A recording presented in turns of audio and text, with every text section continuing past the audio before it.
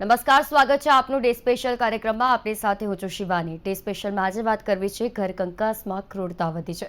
હાલ આપણે જે સમયમાંથી પસાર થઈ રહ્યા છે, સ્વાભાવિક છે કે દરેકના જીવનમાં એવો તણાવ જોવા મળતો હશે, ચિંતા જોવા મળતી હશે. તેનો સાઇડ ઇફેક્ટ આપણે ગુસ્સા થકી બહાર નીકળતો હશે ને એનું પરિણામ પણ હવે અત્યારે અન્ય વ્યક્તિએ ભોગવવું પડતું હોય તેવા કિસ્સા સામે આવ્યા છે. ચર્ચા એટલે મહત્વની બને છે કારણ કે છેલ્લા કેટલાય સમયથી આપણે જે કેસો જોઈ રહ્યા છે, તાજેતરમાં જ જે કેસો સામે આવ્યો કે જેમાં રાજકોટમાં એક મહિલાની મર્ડર હિસ્ટ્રીનો જે કેસ ઉકેલાયો તેમાં સામે આવ્યું કે પતિએ જ પત્નીની ઘર કંકાસથી કંટાળીને હત્યા કરી. પછી બીજો એક કિસ્સો હતો ભાવનગરથી કે જેમાં ફોરેસ્ટ અધિકારીએ જ તેના પત્ની અને 2 બાળકોને હત્યા કરીને તેમને દબાવી નાખીને તેમને ક્રૂરતા કરીને તેમની હત્યા કરી. અને રાજકોટમાં પણ અનૈતિક સંબંધની શંકાએ પતિએ પત્નીને ગોળી મારી.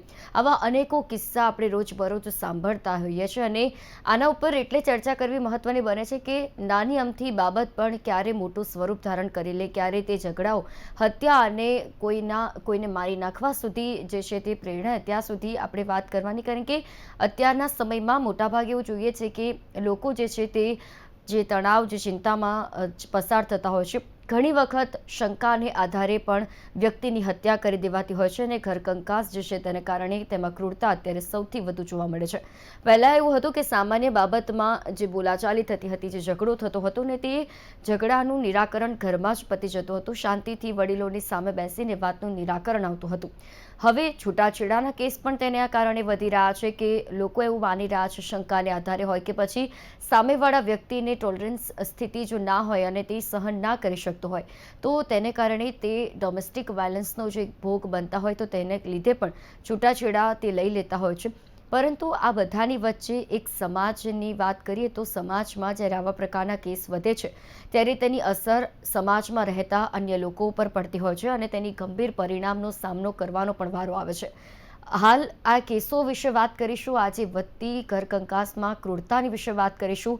શા કારણે ઘર કંકાસમાં ક્રૂરતા વધી રહી છે અને કયા એવા લો છે કે જે લાગવાથી, કારણ કે ઘણા એવા કાયદા છે અને અત્યારે હાલ જે પ્રકારના આપણે કેસો જોઈએ છે તેના પરથી એમ લાગે કે લોકોને હવે કાયદાનો ડર પણ નથી રહ્યો, કોઈ કલમોનો ડર નથી રહ્યો ને એટલે બેફામ રીતે ઘર કંકાસને ક્રૂરતામાં પરિવર્તન કરીને, હિંસા કરીને લોકોની હત્યા કરી દેવાતી હોય છે.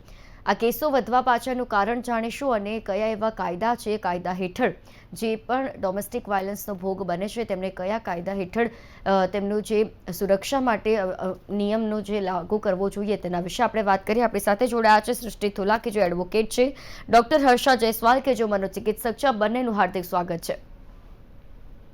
નમસ્તે. સૃષ્ટિજી, લગ્ન જીવનમાં નાના મોટા જે ઝઘડાઓ છે તેમાં હત્યાના બનાવો સતત વધી રહ્યા છે. રોજબરોજ સાંભળતા હોઈએ છીએ, તમારા પાસે ઘણા એવા કિસ્સાઓ પણ આવતા હશે કે જેમાં નાની અમથી જે બાબત હશે તેને કારણે પણ એક હત્યાનું સુધી પહોંચી જતા હોય છે. લોકોને એટલો બધો સ્ટ્રેસ છે, એટલી બધી ચિંતા અત્રે છે અને તેનું પરિણામ હત્યામાં પરિણમતું હોય છે. સૌપ્રથમ તો આ જે કેસો વધી રહ્યા છે તેના વિશે શું કહેશો? એટલે there are two ways of seeing it. આપણે બે રીતે જોઈ શકીએ. કેસીસ બી વધી રહ્યા છે અને કેસોની નોંધણી વધી રહી છે. પહેલા કેસીસ ઘણા બનતા હતા, એવું નહોતું કે નહોતા બનતા, પણ એ ઘરની 4 દિવારીમાં મોટાભાગે સુલટાઈ જતા હતા, કાં તો એક જમાનામાં સ્ત્રીઓ સહન કરી લેતી હતી કે બહાર નહોતા આવતા કે પછી પોલીસ પાસે નહોતા જતા. અત્યારે એનું જે શું કહેવાય, આપણે નોંધવાનું જે જવાનું છે એ વધી રહ્યું છે.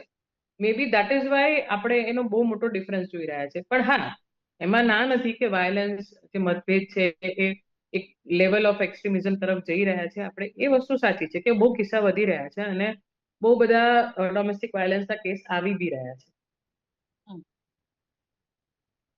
ડોક્ટર હર્ષમ, રોજબરોજ આવા પ્રકારના કેસો વધવા એક સમાજ માટે ખૂબ જ ખરાબ બાબત કહેવાય, કારણ કે સમાજમાં રહેતા અન્ય વ્યક્તિઓ પર તેની અસર પડતી હોય છે. આ જે કિસ્સાઓ લગ્ન જીવનમાં જે હત્યાના બનાવો વધી રહ્યા છે, ઘર કંકાસમાં ક્રૂરતા જોવા મળી રહી છે, તેના વિશે આપનો શું અભિપ્રાય છે? આપ સૌને મારો નમસ્કાર છે. જેમ કે આપે વાત કરી કે હાલમાં જે કેસીસ બની રહ્યા છે, જે વૈવાહિક જીવનમાં ખૂબ તણાવ લોકોના આવી રહ્યા છે, અને હાલમાં તમે જે કીધું કે કિસ્સા જે આપણે રાજકોટમાં જે બન્યું ને ભાવનગરમાં જે આપણે જે જોયું એ એક ડોમેસ્ટિક વાયલન્સનું એક પાર્ટ છે. અને જેમાં સૌથી દુઃખદાયી વાત એ છે કે એક વ્યક્તિ બીજા વ્યક્તિનું જીવ લેવા સુધીમાં આવી જાય છે. આમાં ખૂબ જ જરૂરી છે કે આના કારણો જાણવા. ફોર એક્ઝામ્પલ કે જેમ કે કોમ્યુનિકેશન ગેપ હોવું બે વ્યક્તિની વચ્ચે, ફાઈનાન્શિયલ પ્રેશર હોવું, કે એ આઇસોલેટેડ ક્યાં સુધી રિલેશનશીપમાં આઇસોલેટેડ થઈ ગયું છે, કે કોઈ એક્સ્ટ્રા મેરિટલ અફેર ચાલી રહ્યું છે, તો એમાં બી કોમ્યુનિકેશન જો કરવામાં આવે, પ્લસ એંગર મેનેજમેન્ટ પર થોડું કામ કરવામાં આવે તો આ પ્રોબ્લેમ્સનું સોલ્યુશન આવી શકે છે. ના કે એ લોકો એકબીજાનો જીવ લેવા પર આવી જાય, પણ જો સમાધાન થઈ શકે તો વૈવાહિક જીવનમાં એમને કાઉન્સેલિંગનો સપોર્ટ લેવો જોઈએ. અને એમને આપણું જે સમાજ છે, આપણું જે સોશિયલ સ્ટેટ છે, એમાં એ લોકોને પ્રેરણા કે એ લોકોને પ્રોત્સાહન આપવું જોઈએ કે જ્યારે બી એ લોકોનું અણબનાવ થાય કે પ્રોબ્લેમ્સ રિલેશનશીપમાં આવતા હોય તો they should go for counselling. કાં તો પછી આપણા જે એમના જે રિલેટિવ્સ છે કે એમના જે વેલ વિશર્સ છે એ લોકોને મોટિવેટ કરવા જોઈએ કે they should really work out for there on relationship, કે ક્યાં જઈ રહ્યું છે અને એંગરનું ઇસ્યુઝ આટલું કેમ વધી રહ્યું છે. યુઝ્યુઅલી એમ જોવામાં આવે છે કે સોશિયલ મીડિયા નો અતિ યુઝ અને પૂરતી ઊંઘ, જે એ લોકોની ઊંઘ જે પૂરતી નથી થતી, વિચારવાયુ જે વધી રહ્યા છે, ઓવર થિંકિંગ કોઈ બી વસ્તુને લઈને, અને સૌથી મોટી વસ્તુ છે શંકા. જ્યારે કોઈ બી રિલેશનશીપમાં જ્યારે શંકાનો પ્રવેશ થઈ જાય છે ત્યારે ધીરે ધીરે એ રિલેશન ખતમ થવાની અણી પર આવી જાય, અને આવા કઈક બનાવોને એ જન્મ આપી શકે છે. તો શંકાને સોલ્યુશન, શંકાને વાતચીતથી, કોમ્યુનિકેશનથી એ શંકાઓને દૂર કરવામાં આવે તો જ આવા બધા બનાવોથી બચી શકાશે. હમ સૃષ્ટિજી, તમારા પાસે મોટા ભાગે કેવા પ્રકારના કેસ આવતો હશે? કારણ કે ડોમેસ્ટિક વાયલન્સનો જે અત્યારે કેસ સતત વધી રહ્યા છે, ન માત્ર મહિલાઓ પરંતુ હવે પુરુષો પણ તેનો ભોગ બની રહ્યા છે. તો જે વડોદરાનો કિસ્સો એક સામે આવ્યો હતો કે જેમાં પત્નીએ પોતાના પ્રેમી સાથે મળીને જ પોતાના પતિની હત્યા કરી દીધી. આવા કેટલાય કિસ્સાઓ સામે આવતા હશે, ત્યારે તમારી પાસે એવા કેટલા કિસ્સા હોય છે ડોમેસ્ટિક વાયલન્સના કે જેમાં છૂટાછેડા સુધી વાત પહોંચતી હોય છે ને ત્યારબાદ પણ આ જ પ્રકારની પરિસ્થિતિ સર્જાતી હોય છે? ના, મેં કીધું એમ કેસમાં તો ઘણા બધા વધારો આવ્યો છે. અને હું હંમેશા એવું માનું છું, મારું આજે બી એવું માનવું છે, જો કે હવે એ માન્યતા ધીમે ધીમે ઓછી બી થઈ રહી છે, પણ આજે બી જે સ્ત્રીઓ એકચ્યુઅલી ઉત્પીડનનો શિકાર થઈ રહી છે એવી સ્ત્રીઓ બહુ જ ઓછી આવે છે. જેઓ એકચ્યુઅલી ઘરમાં શિકાર થઈ રહ્યો તો એ લોકો ઘણી વખત હિંમત બી કરી નાખતી હોય છે, બધું નક્કી કરીને જતી હોય છે કે ના મારે બેન આ કેસ કરવો છે, પણ પછી ઘરના વચ્ચે આવીને સમજાઈ દે છે કે ના નથી કરવું, આપણે સુલહ કરી નાખો. એમાં કંઈ ખોટું નથી જો જી. એ આગળ જતા એ વસ્તુ અટકવાની હોય તો, પણ મોટા ભાગે આ વસ્તુ ઘરની બહાર ના જાય એટલા માટે એને વાળી દેતા હોય છે. એવા કિસ્સાઓ ઘણા આવે છે. બીજા કિસ્સાઓનો સ્લોટ એવો આવે છે જેમાં એકચ્યુઅલી વાયલન્સ છે, ઇટ મે બી શું કહેવાય, ઇમોશનલ વાયલન્સ કહેવાય કે એવી જાતનું વાયલન્સ ખરું, પણ જે આપણે પહેલાના જમાનામાં જતો હતો ફિઝિકલ વાયલન્સ એ નથી હોતું. પણ છતાં બી, કારણ કે ઘણી વખત શું હોય કે મજિયારું કુટુંબ હોય તો બહેનો હોય તો એના ચડાવવામાં આવી જતા હોય હસબન્ડ, તો એ બાબતે આ લોકોને બહુ જ હોય છે, સ્ત્રીઓને બહુ જ ખરાબ લાગતું હોય છે, અને એના આધારે ડોમેસ્ટિક વાયલન્સના કિસ્સા બી વધતા હોય છે. એમાં પછી ઘણું પ્રમાણ હોય છે, કારણ કે એ લોકોને એવું લાગતું હોય છે કે એ લોકો તરફ અન્યાય થઈ રહ્યો છે, જે ઘણી રીતે સાચો છે, કારણ કે ડોમેસ્ટિક વાયલન્સ એ બધું ઇન્વોલ્વ કરે છે, ફિઝિકલ, ઇકોનોમિકલ. ઇનફેક્ટ તમને જો પૈસા ના મળતા હોય તો બી એ ડોમેસ્ટિક વાયલન્સમાં that is a kind of cruelty and violence એ કન્સિડર કર્યું છે કે ભાઈ તમને એનો બી શું કહેવાય, એ બી તમે કોર્ટમાં કહી શકો કે અમને અમારા હસબન્ડ પૈસા નથી આપતા, શું કહેવાય, જીવન પેલા એના ગુજારાના, એ બી એક જાતનું વાયલન્સ ગણવામાં આવે છે. વાયલન્સ એટલે હંમેશા ફિઝિકલ વાયલન્સ નથી, ઇકોનોમિક વાયલન્સ બી ગણવામાં આવ્યું છે. એટલે એ રીતે બી કાયદો તો સ્ત્રીઓને ઘણો પ્રોટેક્ટ કરે છે, પણ હા એની સામે એવું બી થવા માંડ્યું છે કે એનો મિસયુઝ બી ઘણો થયો છે. એવા કિસ્સા આયા છે જ્યાં મેં જોયા છે કે 2-3 વર્ષના લગ્ન જીવનમાં એ જે છોકરીઓ છે એ મમ્મી પપ્પા કાકા કાકી એટલે કાકાજી કાકીજી બધા સોરી એક મિનિટ હમ. કાકાજી બધા ઉપર કેસ સોરી મારે ફોન બધા ઉપર કેસ કરી નાખ્યો હતો. હવે એ લોકો કદાચ લગ્નમાં બી નહોતા આવ્યા, એટલા બધા બિઝી હતા. લગ્નમાં બી એ લોકોને આવવાની ફુરસત નહોતી, પણ આ બેને એવું લખાયું હતું કે એમની ચઢમણી ચાલે છે ફોન ઉપર, અને એ આધારે પોલીસે ફરિયાદ નોંધી દીધી. એટલે એ બી એક એક્સ્ટ્રીમ પગલું છે કે પેલા લોકોને કોઈ જ લેવા દેવા નથી હોતા. પેલા લોકો ક્યાંક બીજા ગામમાં બેઠા છે. ફોર એક્ઝામ્પલ, હું અમદાવાદ છું અને આ જેની ફરિયાદ મારા કાકાજી કે પેલા ત્યાં પાલનપુર કે ક્યાંક બેઠા છે, અને હું એમની સામે ફરિયાદ નોંધાવું છું કે ભાઈ મારા સાસુ સસરાને ચડમણી કરે છે, અને એના આધારે ફરિયાદો બી નોંધાય છે અને એના આધારે પોલીસ અરેસ્ટ કરવા બી જાય છે. એટલે એ કેટલા સુધીને ગ્રાહ્ય છે એ તો હવે, પણ ધીસ ઇઝ ધ નોર્મ કે ભાઈ એક જગ્યાએ છે જ્યાં સ્ત્રીઓ એકચ્યુઅલી ઉત્પીડિત છે, જે એકચ્યુઅલી ફરિયાદ નથી નોંધાવતી, અને એક જગ્યાએ આવી સ્ત્રીઓ બી છે જે આ કારણસર ફરિયાદ નોંધાવે છે કે ભાઈ ફોન ઉપર મારા સાસુને એમણે એવું કીધું કે તારી બહુ કામ નથી કરતી, એના આધારે એને ફરિયાદ નોંધાવી. હમ. એટલે સૃષ્ટિજી, એવું પણ બને કે ઘણી વખત ના ફક્ત સ્ત્રીઓ પરંતુ પુરુષો પણ તેટલી જ વખતે હા, ભોગ બનતા આમાં હોય એ જ છે. થયું ને, બિચારો છોકરો એની જોડે કોઈ સંબંધ રાખવા બી તૈયાર ના થાય. એના કાકા કે ભાઈ બધા સંબંધ તોડ નાખે કે ભાઈ એની જોડે સંબંધ રાખશું તો આપણે બધા જેલમાં જઈશું. હમ. અને physical violence is also true કે ભાઈ હમણાંથી આપણે જે કેસીસ જોઈએ છે કે ભાઈ લગ્ન ખબર નહીં કેમ મા બાપ બી કદાચ છોકરીઓના સમજતા નથી કે ભાઈ છોકરી કોઈ ખરાબ છોકરાની સંગતમાં હોય તો એના લગ્ન, પહેલા જે છોકરાઓ માટે થતું હતું કે છોકરાના લગ્ન કરાવી નાખો એટલે સુધરી જશે, હવે એ છોકરીઓ માટે થઈ ગયું છે કે છોકરીઓના લગ્ન કરાવી નાખો એ સુધરી જશે, પણ એ સુધરતી નથી ને આવી રીતે. એટલે પણ આવા કિસ્સા ઓફકોર્સ બહુ રેર હોય છે. આપણી પોપ્યુલેશનને આટલી મોટી પોપ્યુલેશન જોતા ઇટ ઇઝ વેરી રેર. આ બહાર બહુ આવે છે અને ચગે છે બહુ, કારણ કે સ્ત્રી તરફે આપણે હંમેશા એક સહાનુભૂતિક નજરે કે ભાઈ નહીં એને સાચવવી છે એ નજરે જોઈએ છે. જ્યારે સ્ત્રી આવું સ્વરૂપ લઈ લે તો એક હમ. ન્યૂઝ બહુ બની જાય છે અને ચર્ચાનો વિષય બી હંમેશા વધારે થવાનો છે કે હા એણે એવું કર્યું. પણ hmm. Look at the percentage is quite low in comparison કે જે સ્ત્રીઓ અત્યાર સુધી સહન કર્યું છે. જી. એટલે અને એવું બી આવા નથી, પણ કેસમાં યુ આર જી રાઈટ. અને આવા કેસમાં મોટા ભાગે એવું જોવા પણ મળતું હોય છે કે બદલાની ભાવના પણ જોવા મળતી હોય છે. બદલાને આધારે પણ કેસો કરાતા હોય છે, અને પરિવારની વિરુદ્ધ જે કેસ દાખલ કરાતા હોય છે, અને છેલ્લે અંતે જે નિર્દોષ પરિવાર હોય છે તેમને ભોગવવાનો પણ વારો આવતો હોય છે. હર્ષાજી, ઘરકંકાસમાં જે ક્રૂરતા અત્યારે વધી રહી છે તેના પાછળના પરિબળો કયા જવાબદાર ગણાય? ઘર કંકાશમાં યુઝ્યુઅલી જો આપણે મહિલાઓની વાત કરીએ કાં તો પુરુષોની વાત કરીએ, આપણે એના પહેલા એક હ્યુમન બિંગ છે, એક માણસ છે.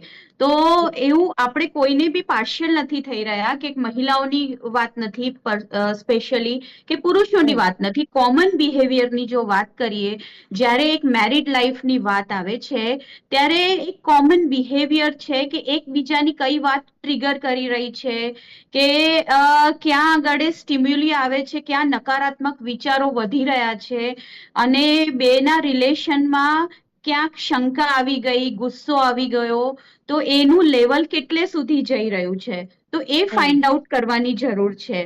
ફોર એક્ઝામ્પલ કે એકબીજાને જો એ લોકો પ્રોપર વાતચીત ના કરે અને કોમ્યુનિકેશન હમ. ના કરે તો એમનું જે ડિસ્ટન્સ છે ધીરે ધીરે વધતું જાય, અને એમના મનમાં જે શંકા છે એ ધીરે ધીરે ડેવલપ થતી જાય, અને એ જી. શંકા ફાઇનલી એંગરમાં કન્વર્ટ થાય, અને પછી જ્યારે એંગરમાં કન્વર્ટ થાય અને આઉટબર્સ્ટ થઈ જાય તો હમ. ત્યારે આવા બનાવ જે બનતા હોય છે. તો ત્યાં સુધી આ વાત વિસરી જાય તો એના કરતા એને ગ્રાઉન્ડ લેવલ પર જો કામ કરવામાં આવે, તમારા હમ. રિલેશનશિપ પર તમે જો કામ કરવામાં થોડું આવે, થોડા એફર્ટ્સ જો આપણે આપણા રિલેશનશિપ પર આપીએ તો આનું સોલ્યુશન આવી શકે છે. અને જો સોલ્યુશન ન આવતું હોય હમ.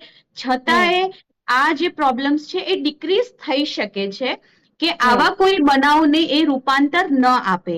તો મારું જી. એવું જ કહેવું છે કે પ્લીઝ આ સિચ્યુએશનમાં જ્યારે નાની નાની વાતો જ્યારે આવવા માંડે ત્યારે રેડ એલાર્મ તમને દેખાવા માંડશે, કે કોઈ બી વસ્તુને લઈને એકબીજા ઉપર શાઉટ કરી દીધું, કા વસ્તુ ઉચકીને ફેંકી દીધી, કાં તો પછી એમને ડિસરિસ્પેક્ટ કર્યું. જેમ કે આપણા સૃષ્ટિ મેમે કીધું કે હમ ઇટ્સ નોટ વાયલન્સ ખાલી હાથ ઉપાડવાથી કે ફિઝિકલ એટેકથી નથી, પણ જ્યારે એ વાપરવાના પૈસા એક વ્યક્તિ ના આપે, જે ઘરમાં જે જેન્ટ્સ છે એમની વાઈફને જો પૈસા વાપરવાના ના આપે, ત્યારે બી એની અંદર એ ટ્રિગર થઈ જાય. અને કેમ કે એ સોશિયલ હમ મીડિયામાં જોઈ રહી છે કે ઘણી બધી ડિમાન્ડ્સ આવે છે અને નાની હમ નાની વસ્તુઓ એને પણ લેવાની ઈચ્છા થાય, અને પછી સામે જો એને ઇકોનોમિકલ ડિપેન્ડન્સીનો સામનો કરવો પડે ત્યારે પણ એ ઇરિટેટ થઈ જાય. સો આવા હમ બી મારી પાસે પણ કિસ્સા આવતા હોય છે કે જેની કારણે ઝઘડા આપસમાં શરૂ થઈ હમ જાય. આપણા ઇન્ડિયન બિલકુલ. કલ્ચરમાં બેઝિકલી જે કારણ બતાવવા આવ્યું છે હમ એમાં મેઇન તો ફાઇનાન્શિયલ પ્રેશર હોય છે, પુઅર કોમ્યુનિકેશન છે, પુઅર ઇમોશનલ રેગ્યુલેશન છે, એકબીજાને ન સમજવું, એકબીજાની વાત સાંભળવી નહીં, કે થોડો હમ એકબીજા માટે સમય ન કાઢવો. બીજું પણ કારણ છે સબસ્ટેન્સ એબ્યુઝ, કે સબસ્ટેન્સ ફોર એક્ઝામ્પલ કે દારૂની લતે છે કે ડ્રગ એડિક્ટ છે, એ સાયલેન્ટલી ઘરમાં ખબર નથી પણ એવું કંઈક લઈને આવે અને પછી ઘરમાં હમ મારઝૂડ ચાલુ કરે અને એબ્યુઝિવ લેંગ્વેજ બાળકો ઉપર શરૂ કરે, ત્યારે પણ આવા બનાવો બનતા હોય છે. એના સિવાય હમ બીજું પણ એક કારણ હોઈ શકે કે એ વ્યક્તિ ક્યાંક માનસિક તણાવમાં તો નથી, અને કદાચ કરીને કોઈ માનસિક બીમારીનો શિકાર તો નથી, કેમ કે અમારામાં એવું પણ હોય છે કે એક એવી બીમારી હોય છે જેમાં એક વ્યક્તિને શંકા કરવાની હેબિટ હોય, કે કોઈ બી હમ વસ્તુને મેન્યુપ્યુલેટ કરવાની હેબિટ હોય, કે નાર્સિસ્ટિક પર્સનાલિટી પણ તમે સાંભળ્યું હશે કે એક હમ વ્યક્તિમાં હોઈ શકે છે. તો આવા જી પણ ઘણા બધા કારણો હોય છે કે આવા કોઈ બનાવને અંજામ આપતું હોય છે. હમ અને હર્ષાજી, આવા પ્રકારના કેસો અત્યારે જ વધી રહ્યા છે. પહેલા કોઈ આવા કેસો મોટા ભાગે નહોતા આવતા કે જેમાં ઘરમાં જ ઘર કંકાસમાં પતિએ પત્નીની હત્યા કરી હોય અથવા પત્નીએ પ્રેમી સાથે મળીને પતિની હત્યા કરી હોય. મોટા ભાગે અત્યારના સમયમાં આ કેસો વધારે જોવા મળી રહ્યા છે. તેનું શું કારણ? કારણ કે આપણે જોઈએ છીએ કે અત્યારે સૌ વ્યસ્ત સમયમાં જીવે છે. સંયુક્ત કુટુંબ અને વિભક્ત કુટુંબની પણ એક વ્યાખ્યા આવે કે સંયુક્ત કુટુંબમાં પહેલા જે પરિવાર સાથે રહેતા હતા, તો એમાં જો કોઈ પણ એવો ઘર કંકાસ થાય છે તો તે વડીલો સાથે સામે બેસીને વાતનું સોલ્યુશન લાવવામાં આવતું હતું. પરંતુ હવે વિભક્ત કુટુંબ જેમ જેમ વધી રહ્યા છે તેમ લાગે કે ઘર કંકાસમાં ક્રૂરતા વધી રહી છે. હા, તો એબ્સોલ્યુટલી પહેલા આવા કેસીસ બહુ નતા આવતા, પણ અત્યારે આવે છે. એનું reason basically lack of patience. જી. લોકોમાં ધીરજ જરાય નથી રહી, અને હમ જે ટ્રોલિંગનો જ અત્યારે જે ટ્રેન્ડ છે, કે જેમ કે મેં વાત કરી તમને કે લોંગ આવર્સ સુધી 6 થી 10 કલાક, 6 થી 7 કલાક, 10 કલાક સુધી લોકો સોશિયલ મીડિયા પર પોતાનું ટાઈમ સ્પેન્ડ કરે છે અને હમ ટ્રોલિંગ કર્યા કરે છે, અને પ્લસ જેટલું બી ઇનટેક લે છે એનું જે ઇનટેક લે છે એની બીજી રીતે એને એ માઇન્ડ પર કામ કરે છે. અને આ બધા જે બનાવ બની રહ્યા છે, it is basically lot of spending time on social media. એટલે એના લીધે પેશન્સ ઝીરો લેવલ પર આવી ગઈ છે, જરાય ધીરજ નથી રહેતી, અને દરેક વસ્તુ પામવાની લાલસા આવી જાય છે, અને એ જ કારણે આવા બિહેવિયરને અંજામ આપતા હોય છે લોકો. જી. સૃષ્ટિજી, જ્યારે આવા પ્રકારના જ્યારે ડોમેસ્ટિક વાયલન્સના આપણે કેસ સામે આવતા હોય છે ત્યારે કાયદાનો કેવી રીતે ઉપયોગ કરવામાં આવે છે? કારણ કે હાલના સમયમાં જો જોવા જઈએ, જો આ કેસો આવા વધી રહ્યા છે, જેમ તમે પહેલા કીધું એમ કે ઘણી એવી મહિલાઓ છે, ઘણા એવા પુરુષો છે કે કદાચ સમાજમાં તેમનું નામ ખરાબ ના થાય તેટલા માટે તે કોર્ટનું પગલું નથી ભરતા અને તેટલા માટે જ કાયદાનો ઉપયોગ નથી કરતા, અને એમાં ને એમાં જ કાયદાનો દુરુપયોગ પણ ઘટના સતત વધી રહી છે. ત્યારે જે ડોમેસ્ટિક વાયલન્સના કેસો છે કે જે હિંસામાં પરિણમતા હોય છે, તેમાં કયા કાયદાનો ઉપયોગ કરાતો હોય છે અને કેવી રીતે સજા થતી હોય છે? ડોમેસ્ટિક વાયલન્સનો એક પોતાનો આખો એક્ટ છે 2005 નો, જેમાં અલગ અલગ મેં તમને કીધું એમ ફિઝિકલ, ઇકોનોમિકલ, ઇમોશનલ, બધી રીતના ક્રુએલ્ટીને આપણે ધ્યાનમાં લીધા છે. એમાં તમે જે રીતે બાળકની કસ્ટડી બી ઇસ્યુ બી પેલું એ હોય છે. અલગ ઘર માટે બી શેર્ડ હાઉસ હોલ્ડ હોય તો એમાં એનો હક એ બી સ્થાપિત, એટલે સ્ત્રીનો હક. આ domestic violence basically protection of women against domestic abuse, એવી રીતનું આખું કાયદાનું નામ છે. એટલે it is basically woman oriented. બરાબર છે. It was made for the protection of woman, કે ભાઈ સ્ત્રીઓને જ્યારે પ્રોપર્ટીમાં ભાગ ના હોય, કે ભાઈ કમાતી ના હોય તો એનું નામ બી ના હોય ક્યાંય, એને ગમે ત્યારે કાઢી મૂકતા હતા. હંમેશા એવું જ કહેવામાં આવે કે તું આ કામ કરી તો તને કાઢી મૂકીશ, તારે ક્યાં જવાનું છે, અને સોર્ટ ઓફ એનું પપ્પાનું ઘર બી એનું નહીં. એટલે એ આ 2005 નો કાયદો છે. એટલે 2005 જયારે કાયદો બન્યો ત્યારે એની બનવાની જે પ્રક્રિયા છે એ લગભગ 10 વર્ષ પહેલા શરૂ થઈ હશે. તો we can say that it is set in the mindset of 90s ના જે એ વખતે જે સ્ત્રીઓ પરણેલી હશે એ જન્મી હશે લગભગ 70s માં. એટલે એ લોકોના પ્રોટેક્શન માટે આ બનેલી કાયદો છે. એટલે તમે સમજો, દે વેર ડિપેન્ડન્ટ, નોટ સેલ્ફ રિલાયન્ટ હોય તો બી એમને તો એવું જ કહેવામાં આવતું કે તું કમાઈ લે તો શું કરી લઈશ, એમ સોર્ટ ઓફ. એટલે અને પછી ધારો કે ઇવન કમાતા બી હોય પણ તમે તમારા પપ્પા, હવે તો ભલે કાયદો બદલાઈ ગયો છે, એમના ફાધરના પેલામાં બી શેર મળે, પણ જનરલી સ્ત્રીઓ નથી પ્રિફર કરતી એમના પપ્પાના ઘરમાં જો ભાઈ હોય તો શેર નથી પ્રિફર કરતી. એટલે આઈ એમ સોરી, એટલે એ શેર, આ ઘર બી એનું નહીં, એ ઘર બી એનું, એટલે એને શેર્ડ હાઉસ હોલ્ડમાં બી જગ્યા મળતી હતી આ કાયદાના હેઠળ. પ્રોટેક્શન ઓફ શું કહેવાય, protection of women against domestical violence નો જે એક્ટ હતો એની અંદર. પછી મેન્ટેનન્સ બી મળે, બાળકો માટે બી મળે, એ રીતે અલગ અલગ પ્રાવધાનો આખી એક્ટમાં છે. બીજો એક જે આઈપીસીમાં એ જમાનામાં સુધારો થયો હતો કે ભાઈ 498 એનો જે કાયદો આવ્યો હતો. હવે આઈ થિંક 85 જે નવો પીએનએસ એક્ટ આવ્યો છે આઈપીસી ને રિપ્લેસ કરતો, એના પ્રમાણે 85-86 છે, જેમાં ક્રુએલ્ટી ડિફાઇન કરે છે કે ક્રુએલ્ટી શું હોય.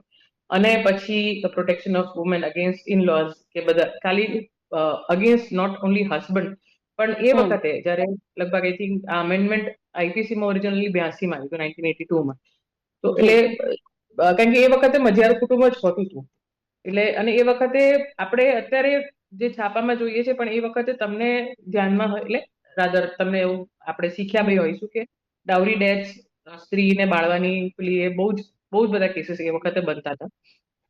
એટલે એના પ્રોટેક્શન માટે એક તો ડાઉરી એક્ટ અને એક આ 498 એક્ટ, એ એક્ટ શું કહેવાય એનું અમેન્ડમેન્ટ આવ્યું હતું. હવે 85-86 એની અંદર બી તમે જઈ શકો. બીજું એક એ બી સારું થયું છે આપણે, કે તમે જયારે કોઈ બી સ્ત્રી ખાસ કરીને જાય ત્યારે, ઓફકોર્સ અત્યારે આપણે બંને બાજુની વાત કરી રહ્યા છીએ, સ્ત્રી પુરુષો બંનેનું ઉત્પીડન એટલું જ વધી ગયું છે. પણ હું અત્યારે જે બેટરમેન્ટ ઓફ વુમનના કાયદા થયા હતા એના વિશે બી કહી રહી છું, કે એ જ્યારે સ્ત્રીઓને વધારે પડતું ઉત્પીડન થયું ત્યારે એ લોકોને ફરિયાદ માટે વુમન પોલીસ સ્ટેશન અલગથી બન્યા હતા. જ્યાં જનરલી સ્ત્રીઓ ચાહે તો સીધું એ લોકો એફઆઈઆર નથી લેતા, સામે બોલાવે છે પક્ષે બે, જે એકચ્યુઅલી કાઉન્સેલિંગ બેન મેડમ કે છે કરવું જોઈએ. તો બિચારા દે આર ઇલ ઇક્વિપ્ડ, એ લોકો કોઈ સાયકોલોજીસ્ટ નથી હોતા, પણ છતાં બી they do try in their own way. અને એ લોકોને કહેવામાં આવે છે મીડિયેટર તરીકે, એ લોકો કામ બી કરે છે, જે થોડુંક નહીં સામ દામ દંડ ભેદની વૃત્તિથી એ લોકો ટ્રાય કરે છે. અને દેટ ઇઝ ધ મેન્ડેટ કે પહેલા તમે સુલાનો પ્રયત્ન કરો બંને પાર્ટીમાં, ના હોય તો પછી એ લોકો ફરિયાદ લે છે. એટલે એ પ્રમાણે બી સુરક્ષા મળે છે. અને બીજા બધા છે, કેમ કે ફોર એક્ઝામ્પલ આ જે થયું તમે કહો છો એમ કે પોતાના પ્રેમી સાથે મળીને ખૂન કર્યું, હવે એ તો ખૂન જ કહેવાશે, it is not something domestic વાયલન્સમાં નહીં આવે, એ તો ખૂનની વ્યાખ્યામાં જ જશે. પછી કેમ થયું ને આ કારણસર થયું હતું, તે કારણસર થયું, that is a different thing, પણ બેઝિકલી તો ખૂનમાં જ જશે. એટલે એ વસ્તુ તો અલગ આખી જશે. પણ હા, ડોમેસ્ટિક અને ફેમિલી મુદ્દે આપણે ઘણા વિકસ્યા છે. સરકારે પ્રોટેક્શન માટે ઘણી વ્યવસ્થા કરી છે.